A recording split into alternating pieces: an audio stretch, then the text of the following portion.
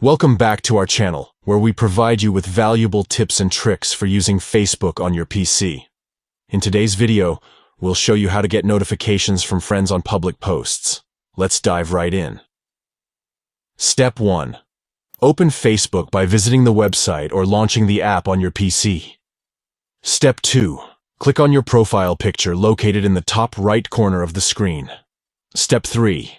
Now, click on Settings and Privacy to access your account settings. Step 4. In the Settings menu, click on Settings to proceed. Step 5. From the left-hand side, locate and click on Privacy to manage your privacy settings. Step 6. Within the privacy settings, find and click on Public Posts. Step 7. Next to Public Post Notifications, click on the button. Step 8. Finally, select Friends to receive notifications from your friends on public posts. And there you have it. You've successfully learned how to get notifications from friends on public posts in Facebook. Now you won't miss any updates from your friends even on their public posts. If you found this tutorial helpful, please give this video a thumbs up and subscribe to our channel for more helpful tips. Thanks for watching and happy Facebooking.